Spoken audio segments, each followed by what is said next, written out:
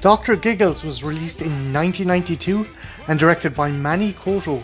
This was a weird production because it was shared between the electrical company JVC and the comic book publishers Dark Horse Comics. Now, at the time, Dark Horse Comics was known to do comic book adaptations of licensed movies such as Alien and Predator, but they wanted to break into the movie business, and this was their first attempt. While it didn't work out, they did later get some notoriety by two of their big flagships being turned into movies, that being The Mask and Time Cop, and to a lesser extent Barbed Wire and Virus.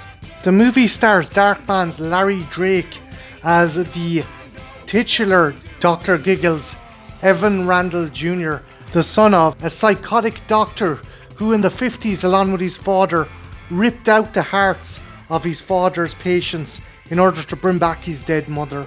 Due to the actions of a lynch mob, his father is killed and he's committed. However, 35 years later, Dr. Giggles escapes an insane asylum and begins a new rampage of terror. It's then we're introduced to the character of Jennifer Campbell, played by Charm's Holly Marie Combs.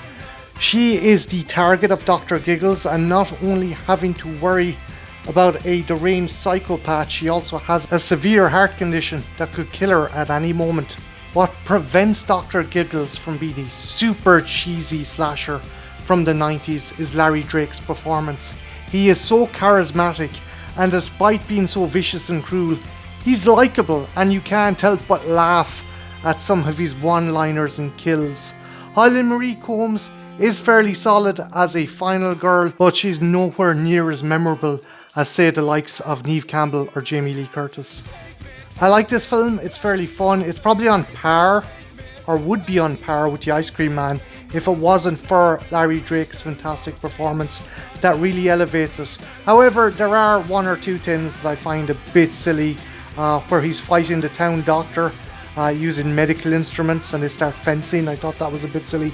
And also when he captures Jennifer at the end, he's been slaughtering all these people left, right and centre, but he finally gets his hands on Jennifer and actually performs the surgery in order to save her.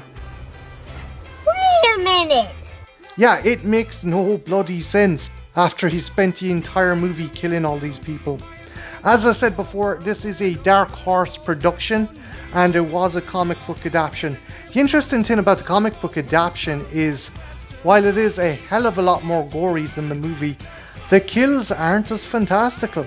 In fact, I think he uses a gun to murder some people in the comic book adaptation, but it's still fairly solid. So yeah guys, if you get a chance, check out Dr. Giggles. It's a fun watch and Larry Drake's performance in itself is a reason to watch it.